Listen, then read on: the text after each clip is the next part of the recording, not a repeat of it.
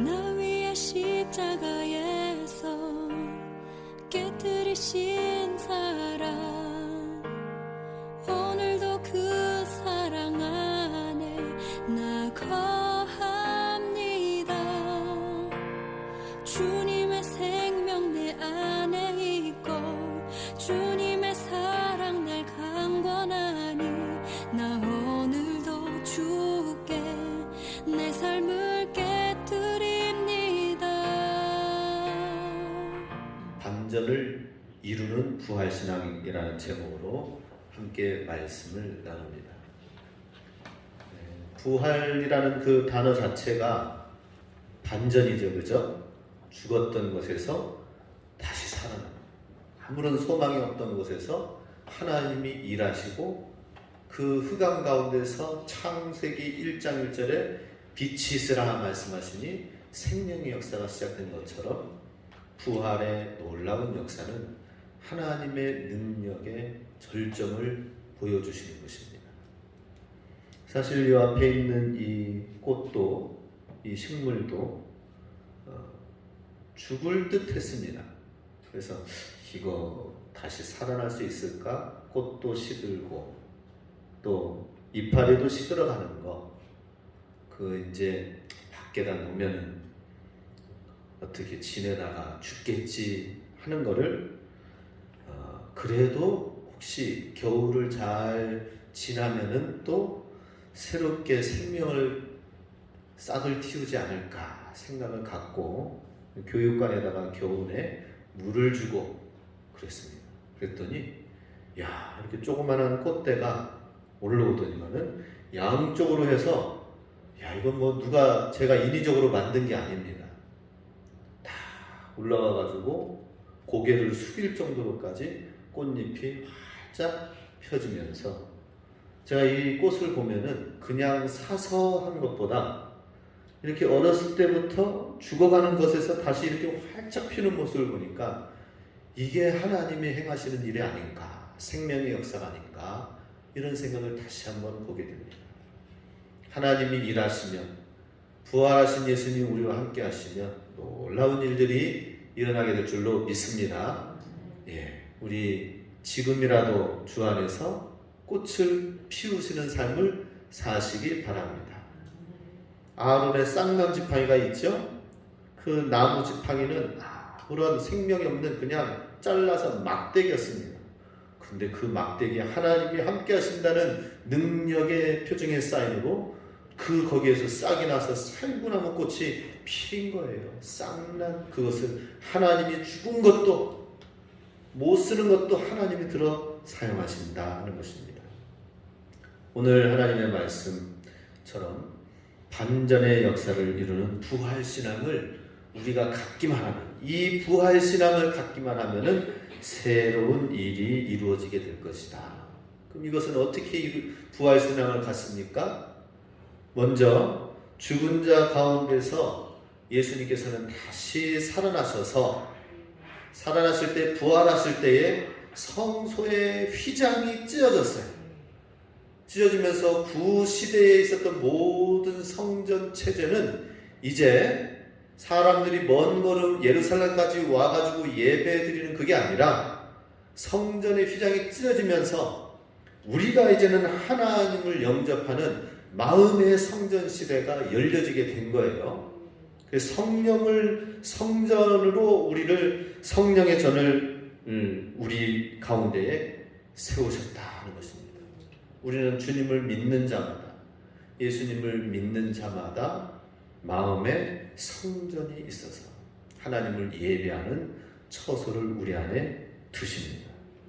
그리고 그것만 있는 것이 아니라 우리의 소속이 바뀌어집니다. 어둠의 사람이 어둠의 땅에서 하나님의 빛의 나라의, 하나님 나라의 땅의 아들로, 그 사랑의 아들의 나라로 옮겨지게 하셨습니다. 이제 우리는 하나님의 소속된 하나님의 나라의 백성이기 때문에 소속된 그 나라가 바뀌어져서 이 땅 가운데에서 이 나라를 위해서도 우리가 충성하고 또 헌신하고 목숨 바친 사람에게는 보훈지청에서 그 후손들을 위해서 여러 가지 혜택을 주지요. 예. 마찬가지로 하나님 나라를 위하여서 충성하면은 그 충성한 것, 하나님 나라를 충성한 것에 대해서 하나님의 하늘의 창고를 열어주셔서 그의 자녀들과 후손들에게까지 하나님이 축복해 주신다라고 하는 것입니다. 그렇기 때문에 우리는 하나님의 나라의 놀라운 역사를 기억해야 됩니다. 알아야 됩니다. 메시아 되신 예수님께서 이 땅 가운데 단번에 올 줄 알았지만은 예수님이 한 번에 그냥 와서 하나님의 나라를 이제 완전히 전복시키고 만든 것이 아니라 어리석은 육신의 모습으로 오셔서 십자가에 못 박혀 죽으시면서까지 약한 자의 모습으로 오셨습니다. 그리고 이 메시아는 장차 다시 하나님의 나라 완성되어져 오시는 그때까지 십자가의 은혜 가운데에 우리를 거하게 하셨습니다. 너무 말끝말끝마다 아멘 아멘 하니까 제가 좀 집중이 안 됩니다. 딱 필요할 때 그때만 아멘 하셔요. 자, 메시아 되신 예수님께서 십자가에 죽으심으로 인하여서 그 죽으신 사건은 세 가지 우리에게 의미를 부여해 주십니다. 그것은 하나님 나라에 들어가는 방식도 똑같이 이 세상과는 좀 다른 방식으로 하나님의 구원의 방법이 어땠어요? 권력을 가지고 능력을 가지고 그래가지고 이 나라를 만들고 하나님의 나라를 세우고 만든 것이 아니라 굉장히 가난한 마음으로 굉장히 연약한 모습으로 오셔가지고 십자가에 못 박혀 죽으시는 모습으로 그렇게 해서 구원을 이루셨습니다. 그러니 우리 이 땅 가운데에서 뭔가 타 종교처럼 우리 혼신을 다해가지고 덕을 쌓고 수양하고 수련하고 그래가지고 구원을 이루는 것이 아니라 예수님의 연약한 모습으로 구원을 이루셨던 것처럼 우리의 연약한 모습을 발견하는 사람 그리고 그것을 회개하는 사람 그것을 그래서 구원을 받아들이는 사람 이렇게 하는 것이 구원을 이루는 것이다 하는 것입니다. 예수님의 십자가에 죽으심 이것은 어떤 수양하고 채우고 어떤 좋은 것이 아니라 우리의 죄인된 모습, 연약한 그 모습을 하나님 앞에 가지고 나아가면은 거기서부터 구원함이 시작이 된다 하는 것입니다. 예수님의 십자가는 바로 이와 같이 우리에게 말씀해 주고 계십니다. 그럼 우리 많은 것을 가지고 있지 않더라도 능력과 지혜가 있지 않다 하더라도 예수님의 십자가 주시는 메시지는 뭐예요? 그 부족한 거기에서부터 하나님의 구원의 시작이 이루어진다라고 하는 것입니다. 그리고 예수님께서는 어떤 권력과 능력으로 큰 지배와 왕의 세력을 가지고 다스리면서 통치하면서 이 나라를 세운 것이 아니라 하나님의 나라는 어떻게 세워졌습니까? 권력을 내려놓고 하늘 보좌에 있는 것을 내려놓고 이 땅에 오셔서 가난한 자를 돌아보고 희생하고 제자들의 발을 씻기며 섬김을 통하여서 하나님의 나라를 이루셨다 하는 것입니다.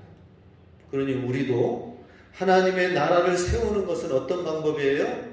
내가 돈을 많이 벌고 성공해가지고 그래서 하는 방법도 있지만은 사실은 가장 낮은 곳으로 우리가 가서 움직이면서 돌아보면서 섬기면서 아주 작은 것 그 한 가지 일을 통하여서 하나님께서는 주의 나라가 세워진다는 것입니다. 그것은 누룩과 같이 점점 퍼져서 온 덩이가 다 부풀게 되어지는 것처럼 그 작은 섬김이 하나님의 일하는 방법이 될 것이다 하는 것입니다.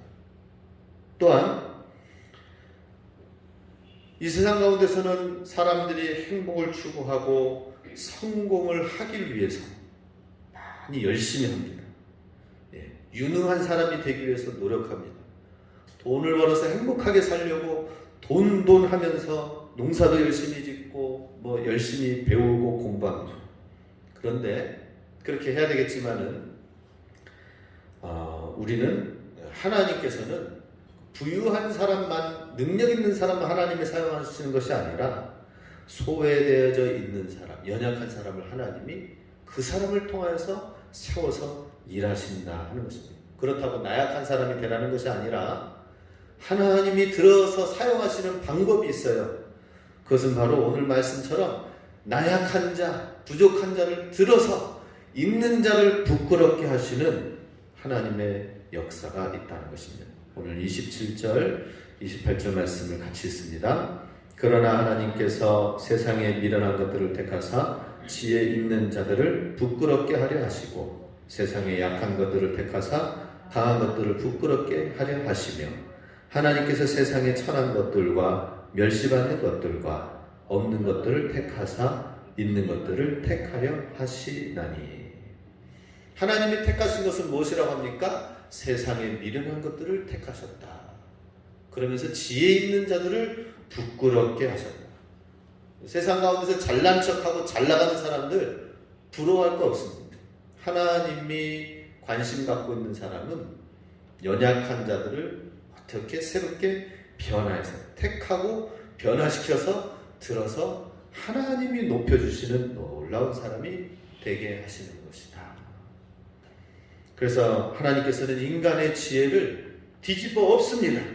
이 땅 가운데 바벨론처럼 바벨탑을 쌓아놓은 인간의 모든 것을 반전의 역사로 하나님이 연약한 자들을 들어 사용하여서 새 일을 오늘도 일하신다 하는 것입니다.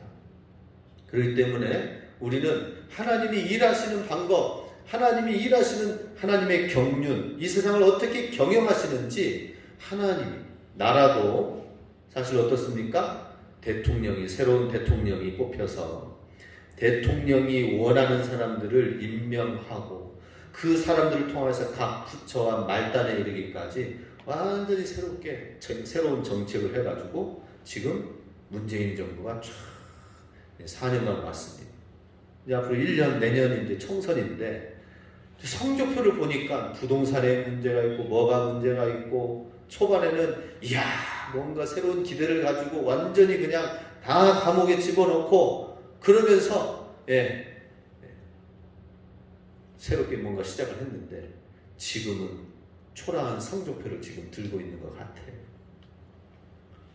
하나님께서는 반전의 역사를 하고 있는 것을 보게 됩니다. 이 세상 가운데에서 많은 이 나라를 대통령을 통하여 다스리고 뭐 해나가는 것 같지만 사실은 하나님이 온 세상을 다스리십니다. 어떻게?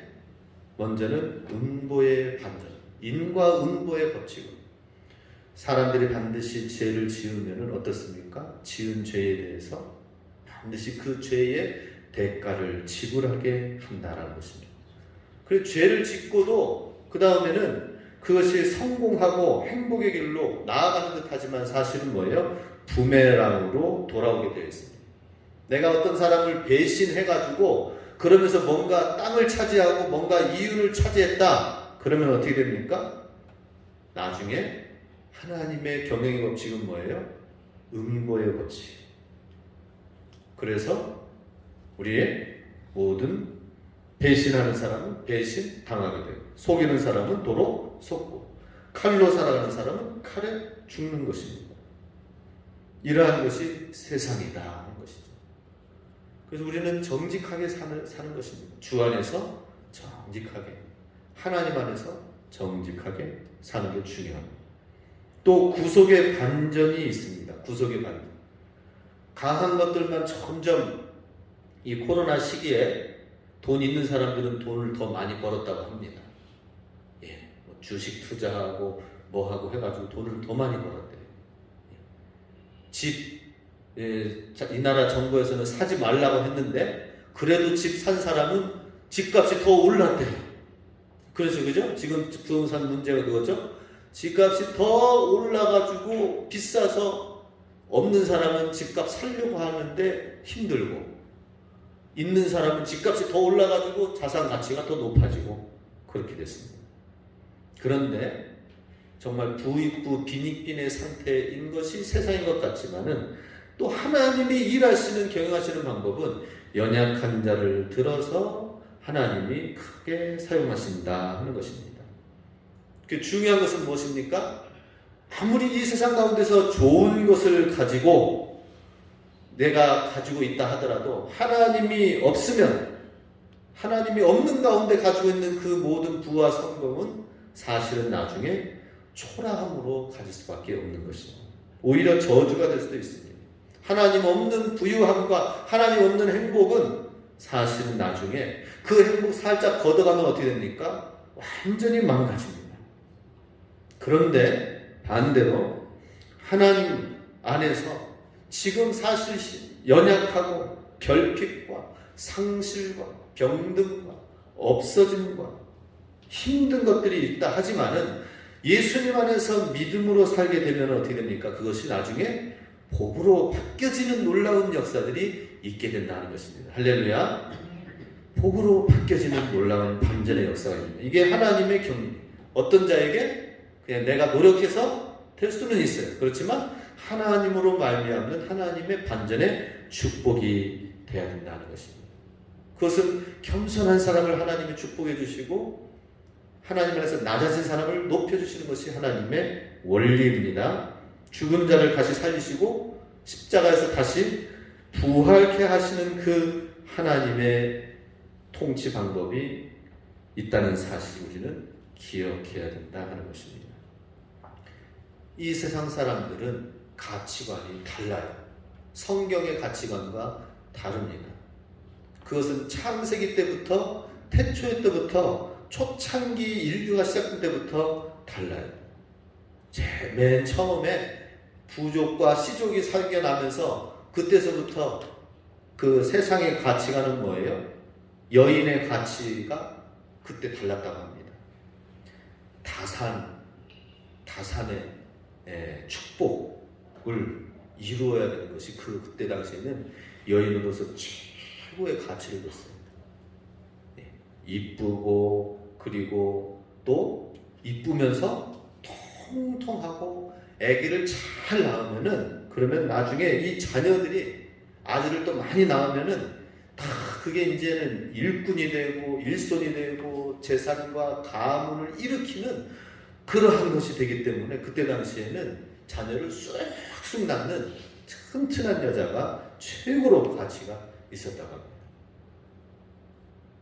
그렇지 못하면은 하찮은 여인으로 버려지게 되는 것, 구박받게 되는 것이죠. 이 세상의 것은 장자에게 물려주면서 잘 되어지고 맏아들에게 물려주고 하면서 모든 부동산과 재물을 장자에게 주는 법칙이 있었습니다. 그런데 하나님께서는 이런 세상의 모든 가치관들을 다 없앱니다. 대신 하나님께서는 가인 대신 아벨을 들어서 참된 예비자로 세우셨고요. 이스마엘 대신 이삭을 하나님께서 선택하셨고, 에서 대신 야곱을 선택하셨고, 야곱의 자녀들 루벤 장자보다는, 죄를 지은 루벤보다는 요셉과 유다를 선택하여서 축복해 주셨습니다. 그러니 둘째를, 또 첫째가 아니라 둘째, 셋째의 사람들을 통해서 하나님이 높이셨고, 흠이 많은 사람들을 하나님이 세우신 것이 하나님의 이 세상 경륜 방식이다 하는 것입니다. 그냥 축복해 주시고 세우신 것이 아니라 그 약한 사람을 강하게 되도록 훈련시키셨습니다. 믿음의 눈을 가지게 하셨습니다. 여성들도 마찬가지죠. 다말이라는 사람도 시아버지를 속여서 잠자리를 가졌고, 라합이라는 사람도 매춘부였습니다. 룻이라는 사람도 이방 이교도인이었습니다. 바세바는 간음을 한 다윗 왕가에 간음하였던 여인이었습니다. 그렇지만은 그럼에도 불구하고 하나님께서 그들을 사용하셔서 구원의 족보에, 왕의 족보에 이름을 올리게 하신 것을 보게 됩니다. 뒷골목에 삶의 뒤에 처져 있던 사람들을 역사의 무대 중앙으로 세운 것을 보게 됩니다. 이스라엘 민족도 마찬가지입니다. 하나님께서 이스라엘 민족을 하나님께서 지금 선택하시니까 오늘날 수많은 노벨 문학상과 굉장히 뛰어난 민족으로 지금 세우셨죠? 육신적으로는, 영적으로는 예수님을 아직 거부한 유대교를 가지고 있지만은 하나님이 선택한 이스라엘 민족은 지금 상위 곳곳에, 전 세계 상위 곳곳에서 많은 지혜와 지식의 사람들로 살고 있습니다. 그런데 그들은 처음에는 히브리 노예 민족이었습니다. 그들을 통하여서 하나님의 구원을 이루길 원하셨죠. 이것을 신명기 7장 6절에서 8절에서는 이렇게 말씀하고 있습니다. 같이 읽습니다. 너는 여호와 내 하나님의 성민이라.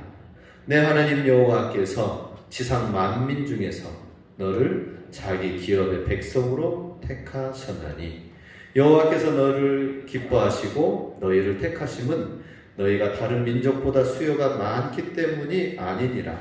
너희는 오히려 모든 민족 중에 가장 적으니라.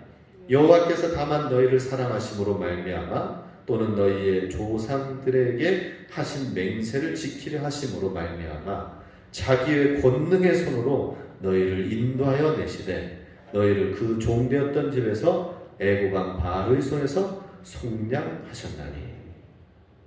굉장히 미약한, 많아서 선택하고 강한 민족이어서 선택한 것이 아니라 가장 수요가 적고 연약했기 때문에 하나님이 선택하셔서 하나님이 하나님의 이름을 높이시기 위해서 구원의 민족으로 세우셨다는 것입니다.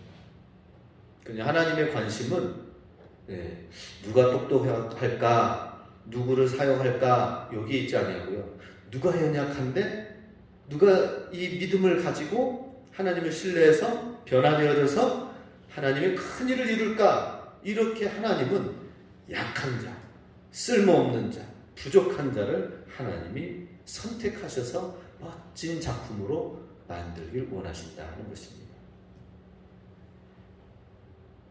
엊그저께 도계 지역에 우리 삼척에서 태백으로 가는 그 중간에 탄광 도시인 도계 지역이 있습니다. 도계 성결교회 김영현 목사님이 은퇴를 이제 5월달 다음 달에 하셔요. 이제 새로운 목사님 부임하시게 되는데, 그래서 이제 제가 지금 지방의 복지부로 있습니다. 복지부에 있기 때문에 은퇴하시는 목사님들에 대해서 이렇게 섬기고 하는 일들을 하고 있어요. 그래서 그 교회에서 잠깐 복지부원들이 모여서 은퇴하시는 목사님을 축복하고 또 지금까지 목회해 오신 것에 대해서 이야기를 함께 나누는 시간을 가졌습니다. 그런데 도계교회의 이야기 들어보니까 정말 감명 깊었어요. 그래서 뭐냐면 그 김영현 목사님께서 이제 20년 동안 2002년 월드컵 때에 서울에서 강원도 탄광도시로 주의 복음을 들고 이제 온 거예요. 서울에서 잘 나가던 기업의 중견 간부로 생활하시다가 주의 소명을 붙들고 내가 어디든지 아무 골짜기라도 가겠습니다 해가지고 오신 거예요. 그게 진짜 탄광 지역에 저도 여기 강원도 산골에 살지만 도계 지역 1시간 반 거기 거리로 가서 보니까 진짜 산골이더구만요. 거기는 탄광 지역에. 그런데 이제 탄광 지역에서 지금은 많이 허름하지만은 옛날에는 탄광을 엄청나게 했을 때에는 사람들이 굉장히 많았다고 합니다. 근데 그 도계 성결교회가 옛날에 많았을 때는 300명이 모였던 건물이 아주 큰 교회예요. 터도 있고. 근데 그게 영적 공격을 받으니까 그 김여영 목사님이 2002년에 부임했을 때에 그 300명이 싹 없어지고 10명으로 줄었다고 해요. 10명. 그리고 이제는 교회를 관리할 수도 없고 하니까는 막 풀이 막 우거지고 하는데 그 교회 옆에는 아직도 있습니다. 절이 있어요. 절이. 그 교회 또 반대편에는 점치는 집이 있어요.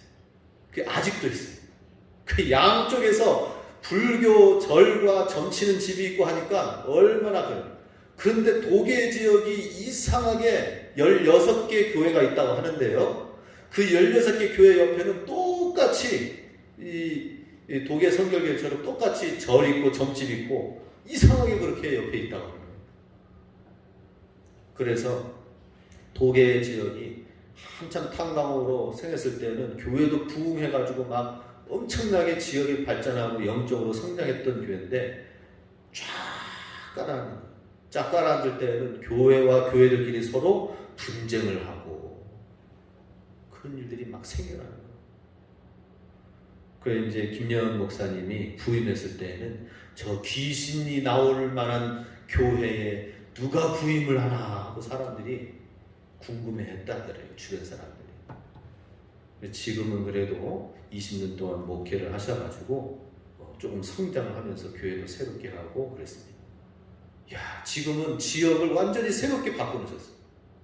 그 절간과 또 점치는 집은 그대로 있지만은 주변에 아파트가 들어섰고 대학교 기숙사 건물이 올라갔고 앞에는 복지관 건물이 새로 들어서가지고 황금 어장을 이루어가지고 있는 거예요. 그래서 지금은 도계 지역에서 세 번째 교회로 성장을 하는 교회로 세우셨다고 합니다. 예, 그래서 참 이분이 이렇게 20년 동안 그렇게 하는데 근데 다른 본인은 굉장히 똑똑하고 지식 있고 엘리트고 지적인 사람이었대요. 근데 기도하고 성령의 역사에 대해서는 별로 무관심해요. 그런데 영적인 지역에 와서 보니까는 이거는 어떤 것으로 안 되는 기도하고 성령의 역사와 부활의 능력 이러한 것으로 되어지지 아니하고서는 도저히 자기 힘으로 지혜로는 안 된다라고 합니다. 그래서 열심히 기도하고 성령님을 의지하면서 나갔더니 다 바뀌어지고 풀어지고 그런 것을 보게 되었습니다. 하나님께서는 그렇게 나약한 작은 교회를 다시 또 일으켜서 새로운 일들을 이루어가기를 원하십니다. 오늘도 마찬가지입니다. 오늘 본문 말씀처럼 주님의 놀라운 연약한 자를 들어 사용하셔서 주님만이 자랑이 되게 하신다 하는 것이죠. 그렇게 되기까지는 하나님이 훈련시키십니다. 십자가를 거치게 하십니다. 십자가 없이는 부활이 없다는 사실을 역대 반전을 일으키는 부활신앙은 뭐예요? 십자가를 통과하는 신앙이 먼저 돼야 된다 하는 것입니다. 요셉도 그랬죠? 요셉이 애국과 자기 집안을 일으키는 사람이 되었을 때는 그 전에는 일종의 십자가의 과정을 거쳤습니다. 노예 생활과 투옥과 절망과 죽음 가운데서 하나님만 바라보면서 하나님을 위하여 간절히 구하고 하나님만이 나의 소망이십니다 하면서 나아가는 주의 성령님만 의지하는 시간들을 가졌습니다. 삼손도 마찬가지죠. 때로는 힘을 줘가지고 힘으로 못할 것이 없는 장사였었습니다. 그런데 나중에 교만이 들어오고 미혹의 유혹에 넘어가니까 어떻게 됐습니까? 자기의 눈과 시력을 눈까지 뽑히면서 옥에 갇히면서 결론은 어떻게 됐죠? 나귀를 맷돌을 끄는 그러한 신세가 되었습니다. 그럴 때 거기에서 하나님 앞에 깊이 회개하였습니다. 하나님, 내가 교만했습니다. 하나님, 제가 하나님 말씀을 가볍게 여겼습니다. 하나님의 경고의 말씀과 하나님의 수많은 말씀들이 있었지만은 소중히 여기지 못했습니다. 깊이 뼈저리게 그 눈이 뽑혀지면서 시력을 잃어버리면서 그랬을 때 하나님, 내게 마지막 내게 힘을 주신다면은 이 성전을 무너뜨리고 그 성전이 무너지는 것 가운데 내가 순교하겠습니다. 마지막에 하나님이 힘을 주셨죠? 예, 정말 부활 신앙이라는 것은 깊은 회개와 십자가의 과정을 거치는 것입니다. 룻도 마찬가지예요. 이방 여인 룻이 어떻게 다윗의 증조모가 될 수 있고 왕의 이방 여인이 어떻게 유다 지파의 왕의 자손의 족보에 들어서게 되었는가요? 그것은 정말 가정이 다 무너지고 깨지고 부서진 그 가정에서 끝까지 신앙을 붙들고 어머니 나오미를 붙들고 쫓아 이스라엘 땅에 오게 된 거죠. 오면 어떻게 됩니까? 사회적 약자 가운데에서 이방인 취급을 받으면서 얼마나 손가락질 받고 비난을 받고 그렇겠습니까? 이방인을 개취급을 당하는 그런 시간들이 됐었겠나요? 그걸 감당하면서 내가 어머니의 신앙을 따라 가겠습니다 하면서 자발적 십자가의 그 골짜기로 따라온 거예요. 그랬더니 십자가의 길을 가는 그 길이 정말 죽음의 길이었습니까? 아니요.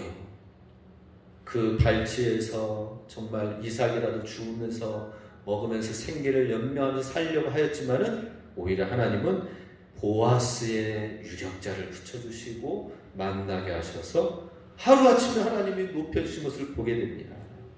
시편 8편 2절 말씀 같이 있습니다. 주의 대적으로 말미암아 어린 아이들과 젖먹이들의 입으로 권능을 세우시며 이는 원수들과 보복자들을 잠잠하게 하려 하심이니라.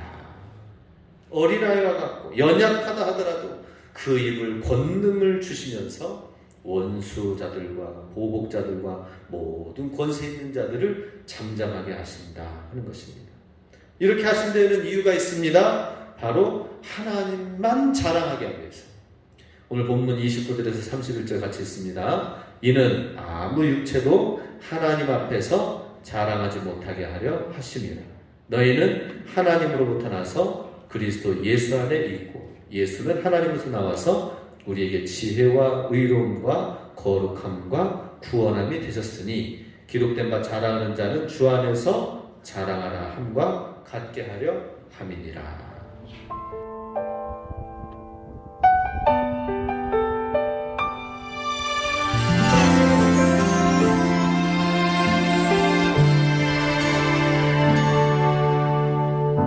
주님만을 찬양하며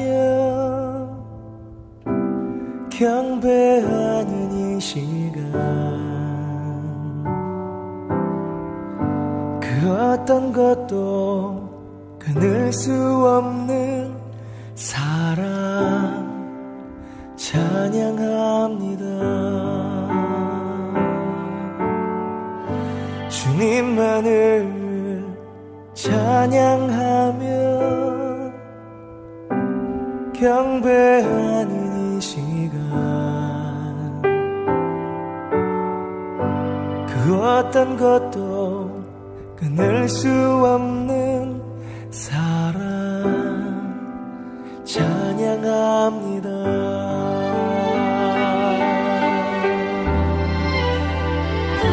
주의 사랑 날 감싸며 그의 생명 나를 살리셨네. 어떤 어려움 속에도 주만 나를 여전히 사랑하신다 하네.